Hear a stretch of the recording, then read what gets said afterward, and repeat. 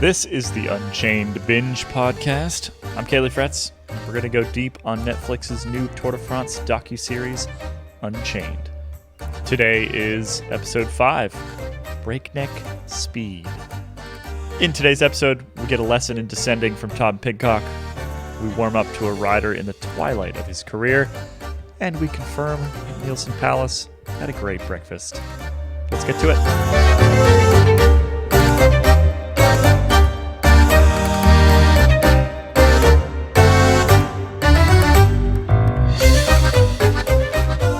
All right, crew. Episode 5. I enjoyed this one. Joining me today, Kit Nicholson. How are you, Kit? I'm all right, thank you. Finally warm. Oh, finally warm. That's good. And Johnny Long, welcome back. Hello. Happy to be back after a couple of rest episodes off. And Abby Mickey. How are you, Abby? Hello, I'm great. So episode 5 was EF heavy and Ineos heavy. And those are the two teams that this particular episode focused on. And I do think that it is interesting to note that they pick these two to sit next to each other. And in fact, they have only run EF kind of next to a juggernaut, really. And it seems purposeful to me to make EF feel like this little underdog, little guy. Jonathan Vaughters certainly plays that up, both in the earlier episodes and in this episode. Do we think that is effective? Like, do you have a sense of, do you want to root for EF after the way that they're portrayed in both the earlier episode and episode 5? I don't know if it makes me want to root for them, but I do find it interesting that they made such a big deal out of the team on the first stage winning a stage. Otherwise, the team would collapse and all this. And then Magnus Cort won a stage in between the first episode and this episode, and it was like a snippet. It was like a half a second of, like, even though Magnus won a stage, but they didn't show that at all. Which is fascinating, because we had like Magnus off the front solo on the second stage, and then with one other guy on the third stage, like making a huge deal out of being off the front the entire race, and then he won a stage later. I feel like that's a cool storyline, but they just completely glossed over everything Magnus Cort and just mentioned him like in passing. Maybe he was just incredibly sweary in any of the talking heads that they had to do, and they couldn't use any of it, because I think he's a bit of a character, isn't he? He is. Maybe they didn't know what to do with him. But yeah, I totally agree. And we mentioned it in the Grand Depart episodes, when his storyline was maybe a little bit more enigmatic for the non-cyclist, or anyone who's unfamiliar with how bike races work and breakaways and that sort of thing. But a Dane in the Grand Depart, and then the only stage winner for EF. Yeah. It seemed like a very strange choice. But then again, I suppose they were trying to fit a different storyline in this instance. I think if you're a complete cycling novice and have no idea, and they're trying to sell you EF as the underdog, but then the first thing you see, or the thing you see quite a lot, is them all walking around in like Palace t-shirts, which is like a streetwear brand where white logo t-shirts cost like £60 or whatever. It's like, well, and then you've got Jonathan Vaughters on the bus, like shouting prime time in like a very sort of American bravado way, which doesn't fit an underdog thing. It's quite disconcerting maybe, and like when they seem to be, and like it just all looks like their kits are like maybe to the outside the coolest, even if they're divisive like within the cycling world, and for me it doesn't really work like that. I don't know. Yeah, this isn't really a comment on the race or the storyline, but I'd forgotten how bizarre those pink shorts and what it looks like a fisherman's vest, those outfits that they were all wearing. I'd forgotten how funny they look, but that's not really a relevant comment. Well, the other bit that keeps coming up is this notion that they're going to like lose all their sponsors if they don't win a stage of the Tour de France, which one they do. As you said, Abby, they win a stage of the Tour de France, even if it's completely uncovered within this actual show. But 2, it's also nonsense. Like, it's complete nonsense. I mean, that team is owned by Education First, which is the sort of big travel and education company. Most teams are owned by somebody else. They're owned by an individual, and they bring on sponsors. In this case, the primary sponsor is the owner of the license and the owner of the team. So unless they just decided to shut it down, like, they don't actually have that sort of financial pressure that is sort of underpinning a lot of the narrative is completely false. Not to say that, like, that team couldn't fold if something bad happened or if they really did have a terrible couple years. But the reality of the sort of like tie between a result at this Tour de France and like continuation of the team itself, that's bogus. It's completely bogus.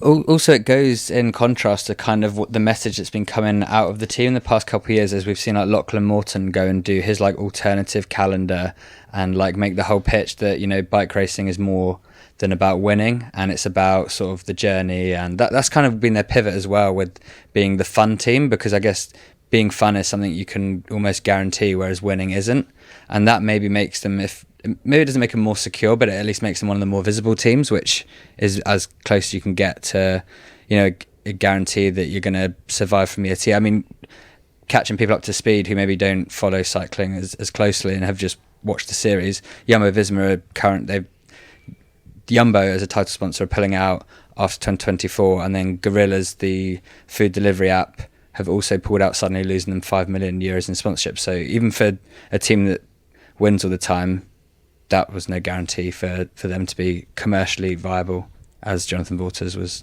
talking about.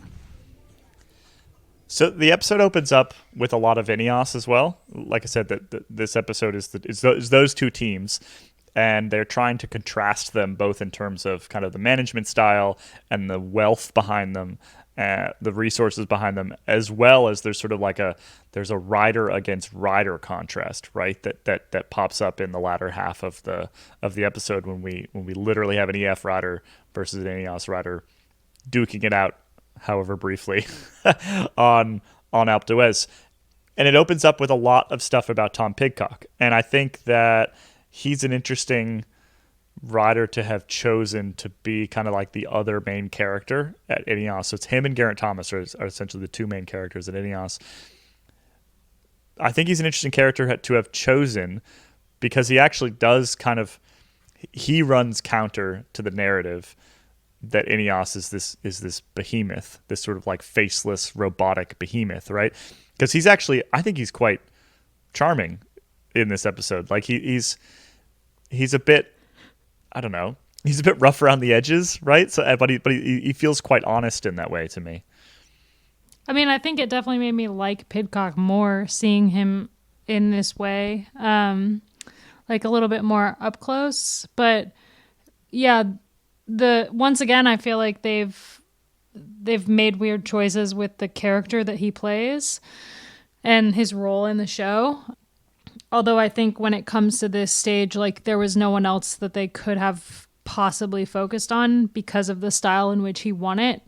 And I could watch him descend for eternity and be happy with that loop playing in front of my eyes. He's just beautiful on a bike. Like it's just amazing. And he's like that in every discipline. Like I'm glad that they kind of did show him as a multidiscipline athlete who's pretty new to the road, because that is how he is, except that he's still, it's not like he's an underdog in any sense of the term, or any kind of like newbie when it comes to riding a bike. So still a couple weird things, but I think, yeah, I don't know. I liked the getting to know Pidcock a little bit better in this episode. I feel like I don't know him at all as a rider. I don't know if it's because he's pretty, like, he's said some things or like done some things on social media that it's like, okay, he seems like he's just really cocky and kind of obnoxious, and I don't have any interest in following him as an athlete. But this made me think maybe that's not the case. I think the other characters that surrounded him did him a lot of favours as well, and kind of indirectly, and it's partly just that, I don't know, I found that the general mood in this episode is a little bit grumpy, and I don't know if that's necessarily true or if it's just that all those people, Charlie Wiggalius, Steve Cummings, Geraint Thomas, they're not boring people necessarily, but their voices are quite, I don't know, they're quite, it's quite monotonous.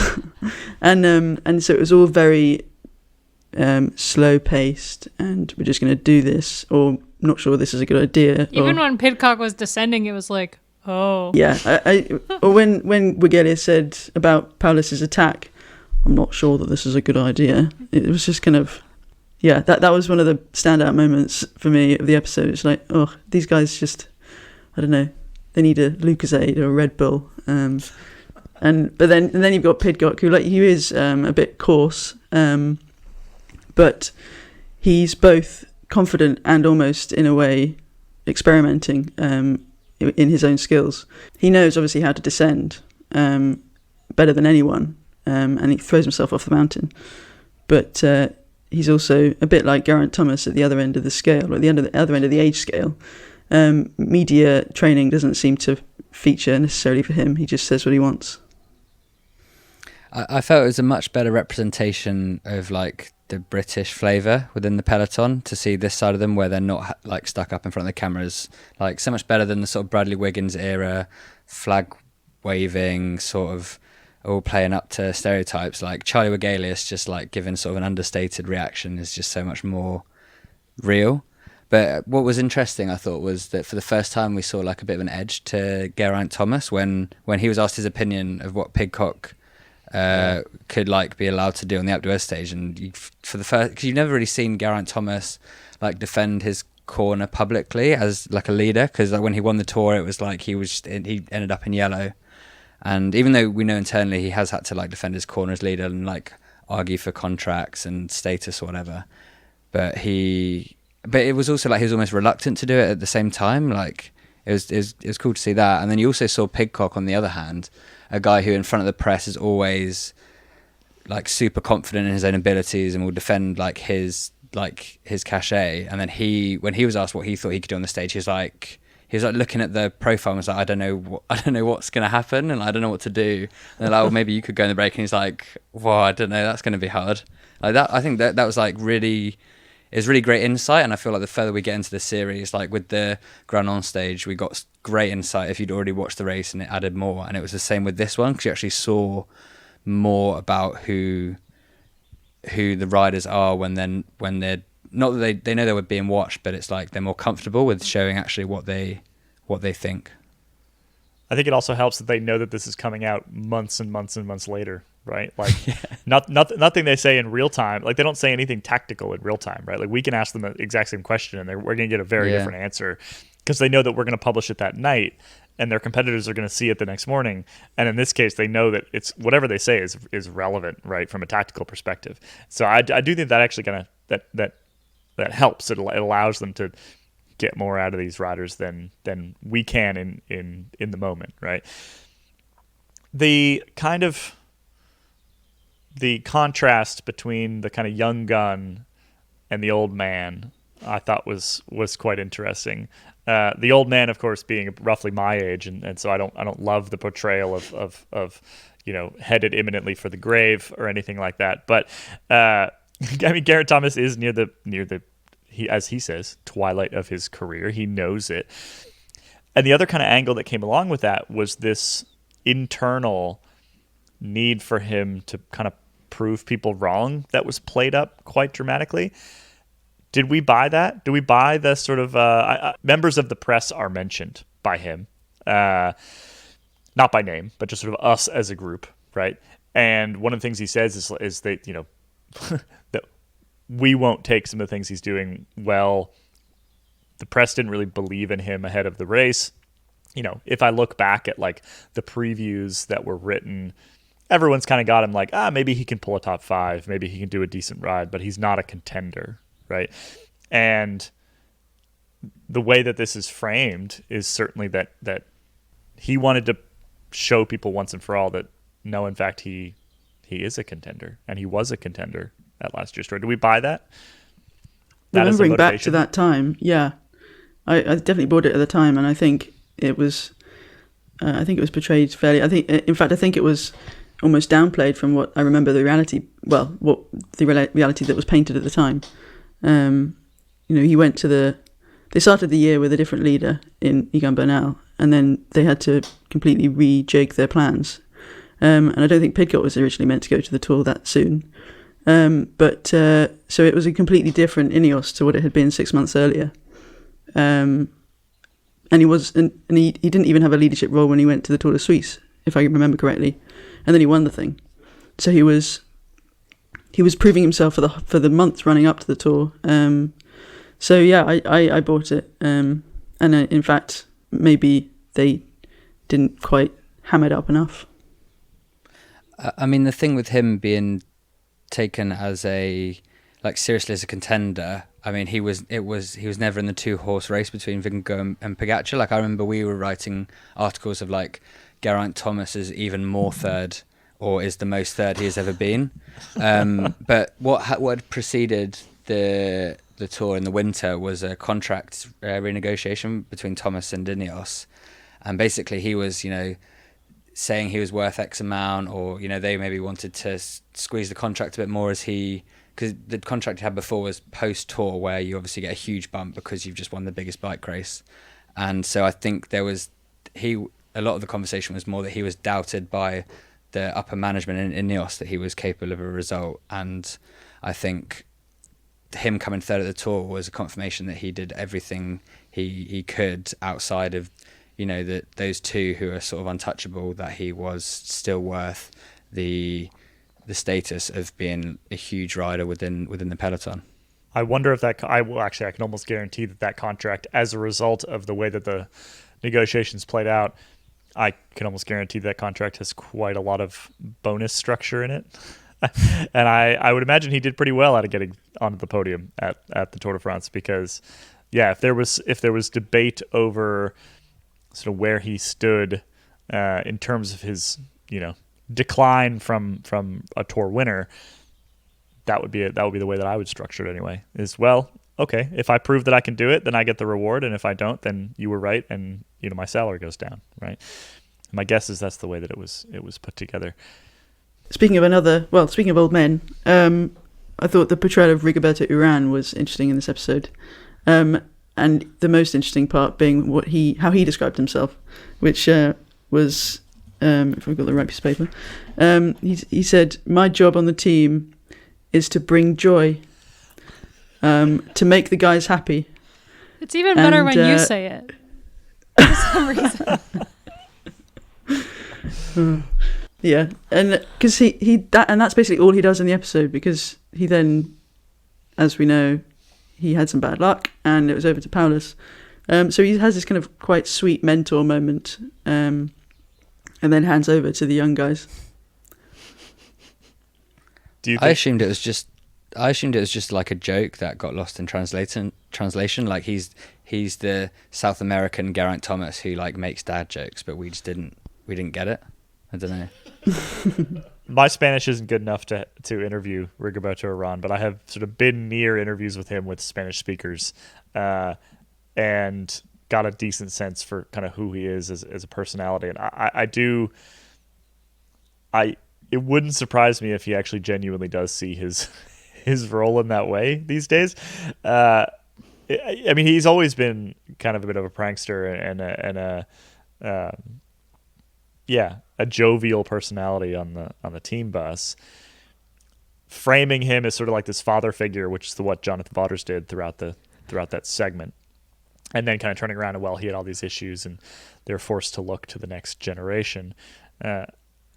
Was that intentional? I mean, was the intent to tell two similar stories with these two teams? So we've got the elder statesman on both, right, and then the young guy on both. So we've got Geraint Thomas at Ineos and Pidcock, and then we've got Rigoberto Urán and Powless.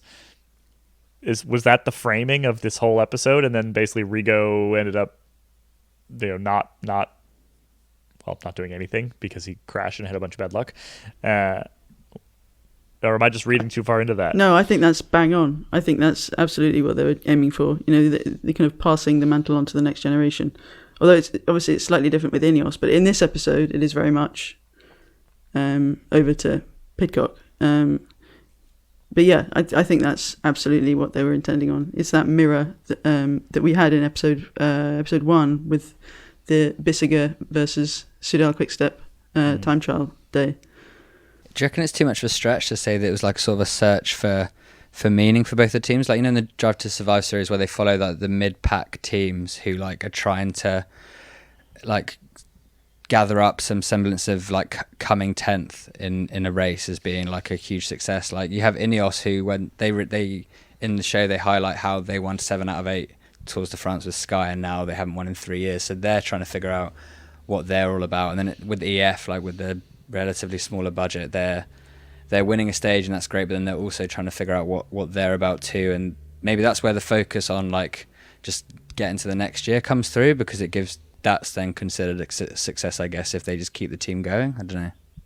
No, I think that's spot on. I think that's yeah, absolutely what they were going for. And I think that that's a means of building empathy for these two teams as well, is kind of understanding where they've come from, where they're trying to go to, or the fact that they don't really know where they're trying to go to yet. I do think that that's an empathy building technique on this.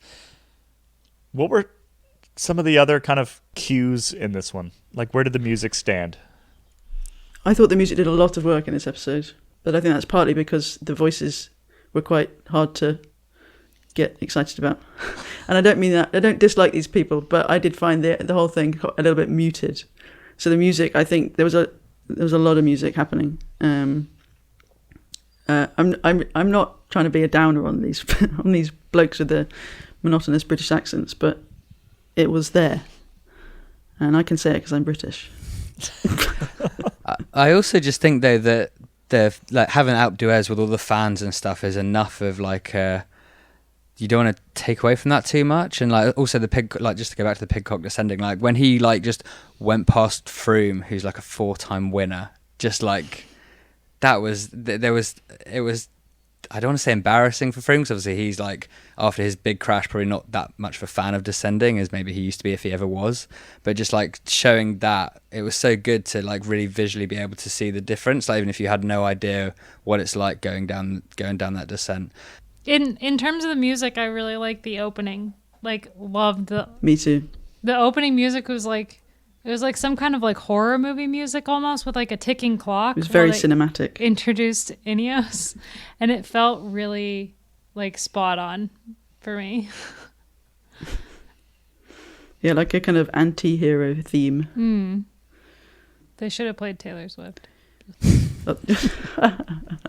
What do you guys think about Pidcock's framing as a domestique? Because that is just like, maybe he like gets a few bottles, but he's not a domestique at all. Like, I thought that was kind of weird, and I don't know why they did that. He was at the Tour as a domestique. It was his first like, tour. Theory. But it's like the whole thing where it's like he went to get experience. I don't know. I don't think that's such a stretch, especially when you think about even just 5 years ago. If you were Pidcock's age in your second year in the peloton or first year in the peloton, you were getting bottles every single day, and there wouldn't even be a discussion with the DS and on the massage table as to whether you might even be able to get in the breakaway. I mean, there might be that, or you just be told you're going to try and get in the breakaway. The way that cycling has changed in the recent years with the younger winners has meant that this apprenticeship doesn't happen anymore. And then again, I can't, like you say, I can't really imagine Pidcock doing an awful lot of bottle carrying. But even Bernal was doing bottle carrying last week at the Dauphiné, and he was fighting for top 15, 20 places on stages. I think to call him a domestique in the traditional sense of the term is, I agree that that's a bit of a reach, but I don't think he wasn't meant to be playing a team role. Well, and then we get a bit of the same sort of kind of conflict tension, definitely not dialed up as much by the edit as on the Jumbo side, right? Like fundamentally, we have a very similar thing where you have one rider who is going for the GC and the overall, and you have another rider who is absolutely capable of winning stages, and you have this tension between the two. And we do actually get a bit of that in this episode. It's not played up in the same way that it is played up with Jumbo, sort of across the whole series, but it is mentioned, and there is sort of like like you said, Johnny, we get pushback from Geraint Thomas, which is something that we haven't seen a whole lot of in public, and then we also get push from Pidcock saying like no, I would like to go do this. So yeah, that positions him in this weird place where he is technically a domestique, and I don't think that the show really kind of adequately explains what that means and what that requires, and that may be why some of the drama around like Wout van Aert probably doesn't make as much sense if you don't truly understand cycling. But in this case, they really don't explain it, other than like a couple quick shots of him getting bottles. They don't explain how important those roles are, and so the sort of the tension there maybe is a little bit lost. I mean, my read on that stage, particularly as the difference with Wout van Aert is that he would have targeted the stages that he went for long before the race, and this felt a bit more ad hoc, almost like, and we also had that interview with Pidcock where he said, I'm at my first Tour de France and I'm not really enjoying it. So it almost seemed to me like they were buying his loyalty for the rest of the race by sending him up the road to go after a stage win of his own. Because he was properly moody, at least that's how he was painted in that, I assume it was a rest day interview. And I understand it, and we saw he gave some great sound bites during the race of, Jumbo-Visma doing crazy stuff. So, yeah, I think that's my read on it, is it was a bit more of a sort of inspired move maybe by Cummings that maybe Geraint Thomas had a little bit to do with, because, this guy's a businessman as well as a bike racer. He knows how to sell a story. So, I don't know. What about the Pidcock line where he's kind of bitching about them not taking it to Jumbo? Yeah. Remember that? Like, so he's sitting there and he's like, I thought we were going to like try to take it to him. And he's talking about the Grenon stage, right? And he's like, I'm paraphrasing here. He's like, we were completely anonymous. We didn't do anything, right? And that seems to be his argument in favor of like, just let me go. Because if the team isn't going to do anything, if we're just going to sit around and follow these other guys around, what are we doing here? Why am I not allowed to go and try myself? But Geraint Thomas gained a lot out of that day. I know it wasn't necessarily the team's goal, but it was. I don't think that was a bad day for Ineos. It was maybe a bad day for Tom Pidcock, and it was 11 days into his first Grand Tour, and he was in a mood. But the team knew that was coming.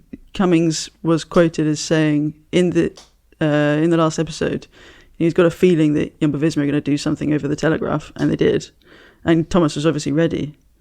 So I don't know. I thought that was more we're incapable, or we haven't quite got the strength to react with our full weight, as opposed to actually taking action. Was there anybody from Ineos in that breakaway that Wout ended up in on that stage? I don't think there was. So basically, I took that as Pidcock saying, "Why are we never on the front foot?"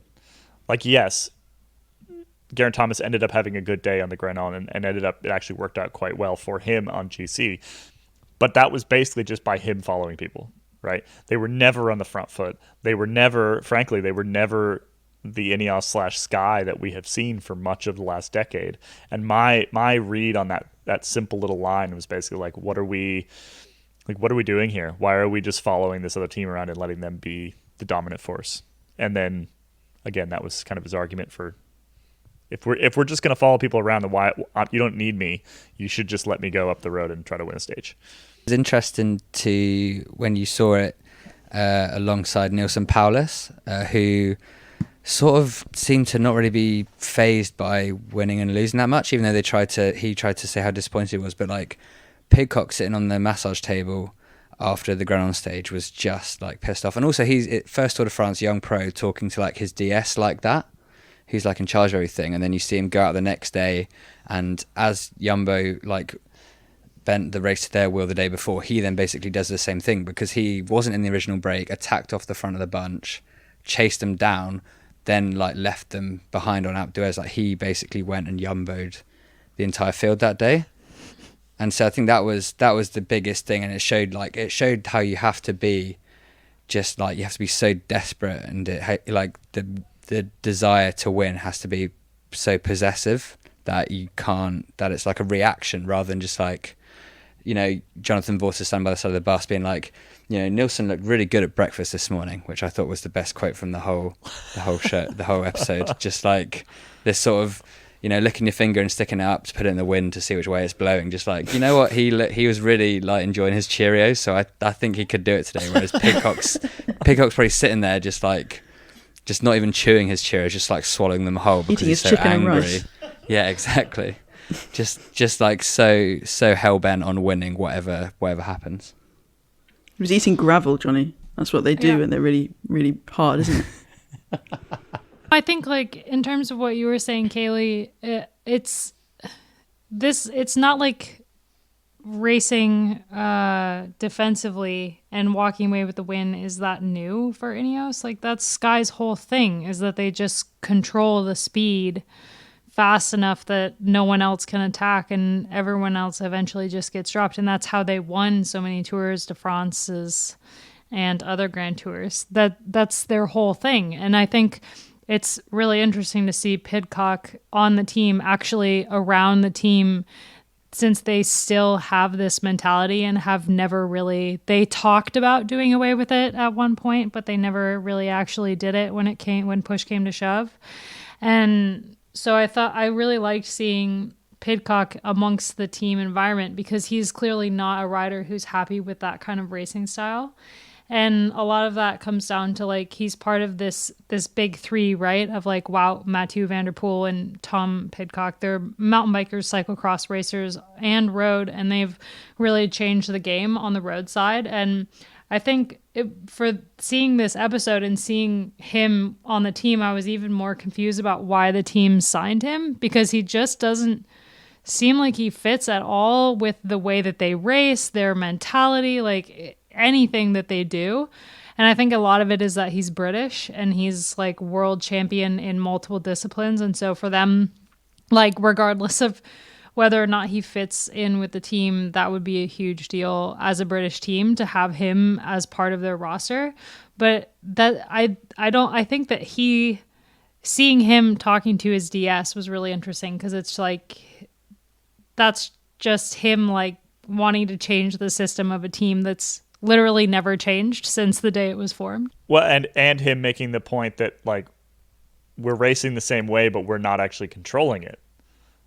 Like, they're just sitting in 10th to 15th wheel instead of 1st to 7th, right?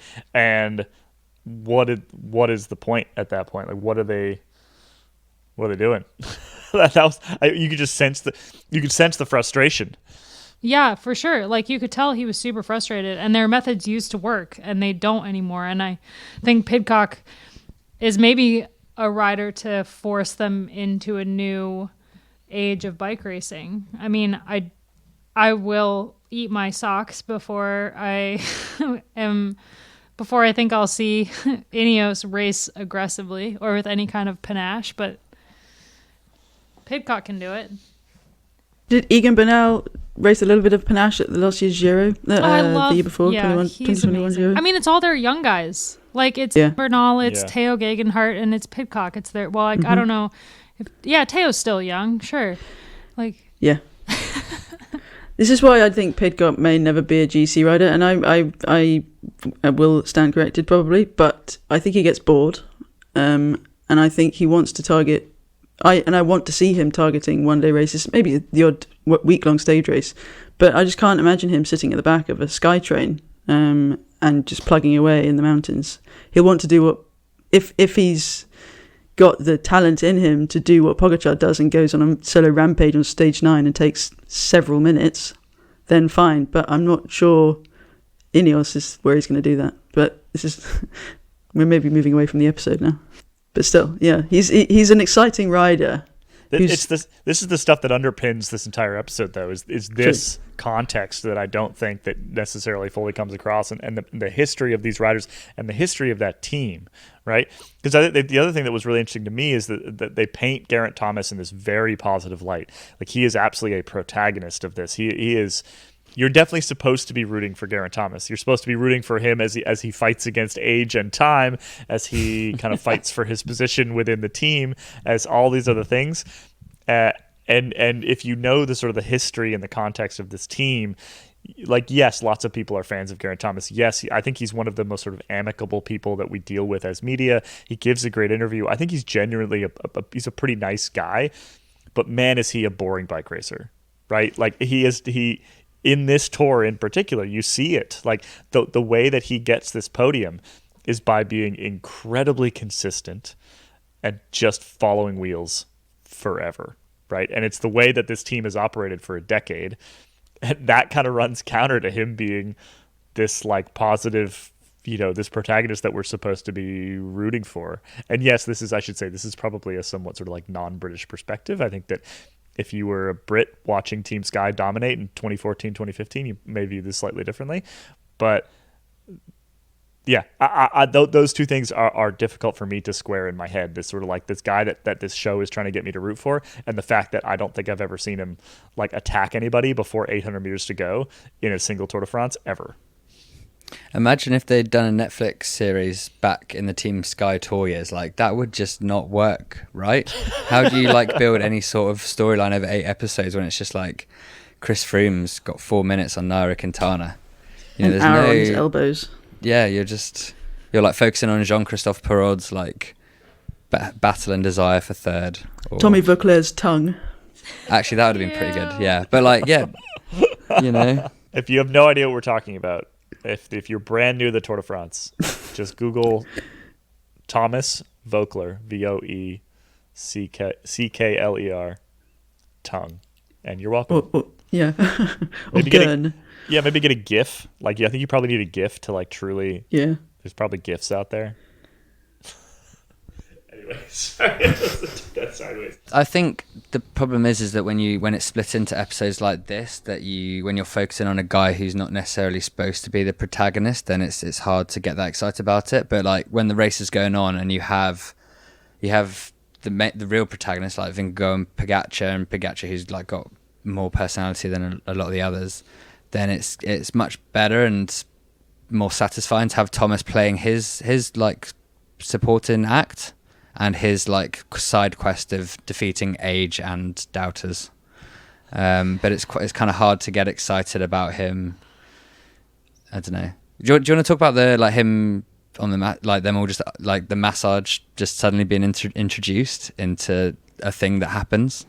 Because that's surely going to be weird for people. Just suddenly, there's just legs and butts everywhere, and while also having these very serious conversation.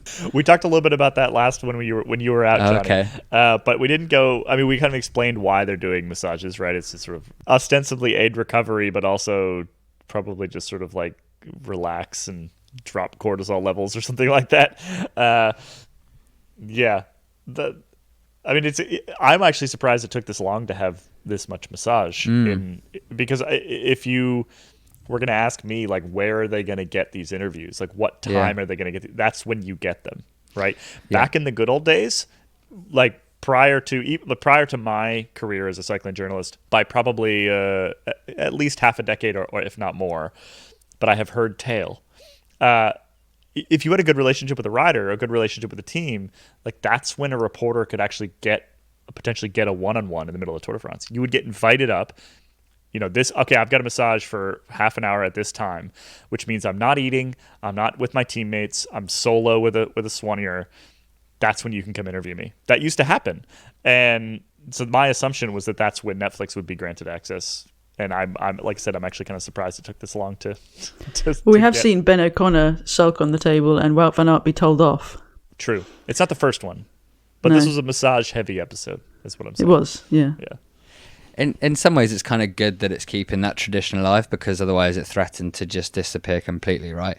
It would just disappear off into sort of folklore. I mean, these days, post-COVID, although we're going to be back to COVID protocols this summer, that would never in a million years happen, right? But yeah, used to be. Tom's usually FaceTimes me when he's on the massage table. Already. Yeah, so there you go. Yeah. I guess the one upside is that we have to see less butts in our day-to-day lives on the tour. True. Everyone's always dressed. Mostly, yeah. So on the other side of of Ineos. We have the little team again. We have EF. We have Neilson Powless, who became sort of like the potential savior of this team in the way that it was framed. And we'll talk a little bit more about that framing and the relegation stuff in a second. But it's worth diving into Powless a little bit further. He's interesting. He's an interesting character, and he's also one who, you know, he'll probably win a tour stage someday, right? So I do think that focusing on him was purposeful, maybe even in the long term, and he kind of acts as a good balance against Ineos in this particular stage, right? Yeah, and one of the biggest sort of storylines around him as he's become more known as a pro rider is the fact that he's got Native American heritage. And so that was basically at the tour when a new rider pops up and there's like an interesting part to who they are. The media descends, and that's the only story for like 2 days is everyone interviewing him, asking him the same questions. But he spoke, you know, really, really well about what that means for sort of Native American representation on a big sporting stage. I was surprised it didn't at least get a mention. And I think, yeah. I actually do think that and this kind of comes back to the sort of the Frenchification of this thing, right? The fact that it came from a very French perspective, is I don't think the French perspective necessarily really cares. If you made this for an American audience, you would absolutely mention that. Oh, yeah. There's no question in my mind that you would absolutely mention the fact that this guy was the first, you know, person of Native American heritage to reach that level in professional cycling ever. So I do think it was a bit odd that it wasn't at least like mentioned in passing, you know?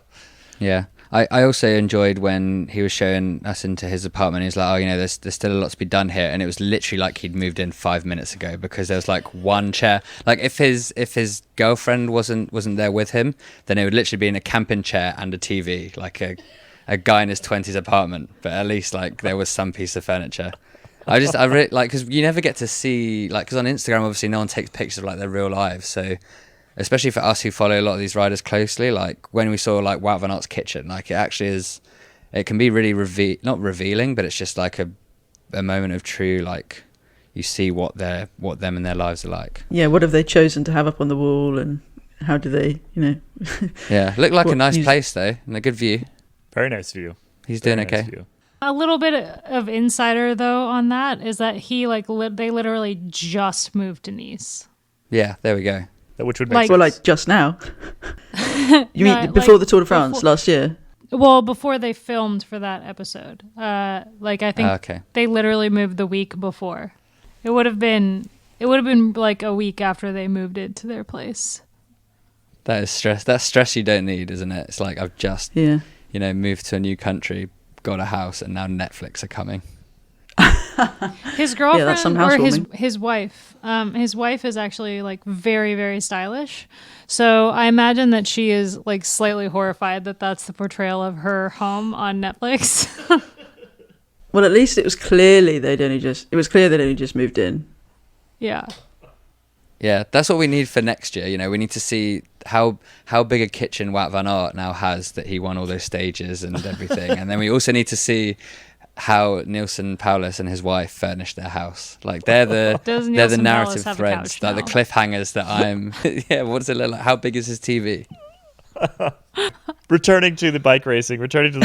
So the other thread sort of running underneath the whole EF stuff, and this was mentioned a couple different times, is relegation.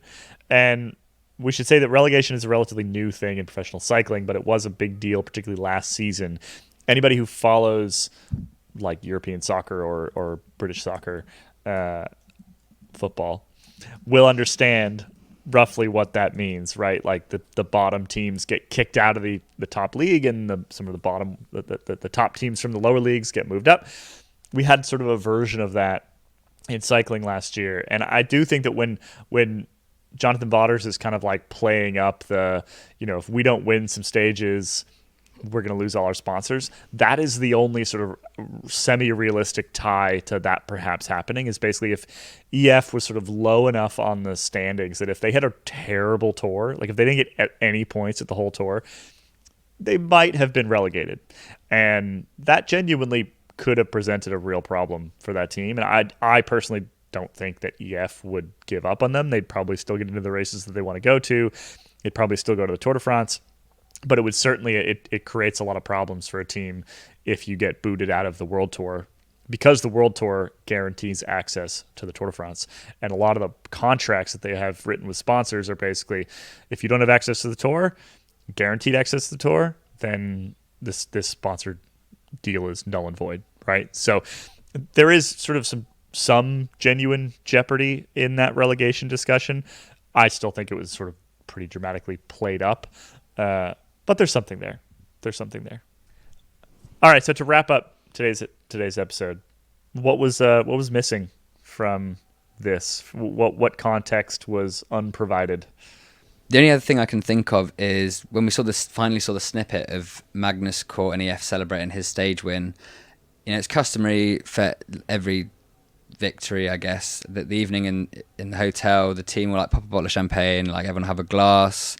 It's sort of the release of all the pent up like nervousness and like, are we gonna achieve our goals? We're gonna win a stage. But we saw, Magnus Cort nearly being like thrown through the ceiling, and we saw lots of bottles like dotted around, and they're obviously having a good time and well deserved. But what was happening on the ground at that time is the next day, Ian Treloar, who you heard on the previous episodes, he wrote about this and got a photo of the sort of recycling bins outside the EF, or like a photo of the celebrations, and wrote an article counting how many bottles and like saying what a big party they'd had. And he got so told off by the team about this, and was like the grudge was held against him for days.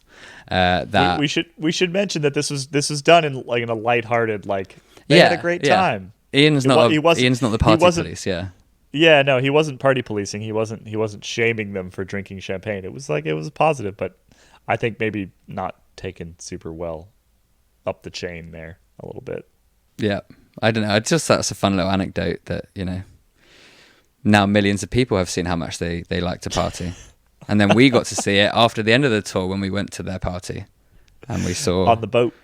We saw which riders really enjoy partying. Stories that unfortunately must remain on the boat. Things that they will stay on the boat chained. Must remain yes. On the boat. Yep.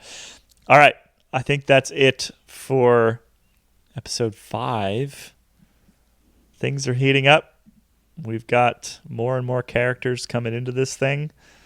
And up next, episode 6, Plan B. Plan B. When their leader drops out, Alpecin de Koenig hedges their bets with Jasper Disaster Philipsen. Will he live up to his nickname or redeem himself? We're going to get into this episode next time, but man, I learned some things that I really like about Jasper Philipsen. Who knew? Who knew he's just the biggest shit show on the World Tour? I really appreciated that. All right, we'll get into it next time on the Unchained Binge podcast. Thanks for listening, everybody. Bye-bye.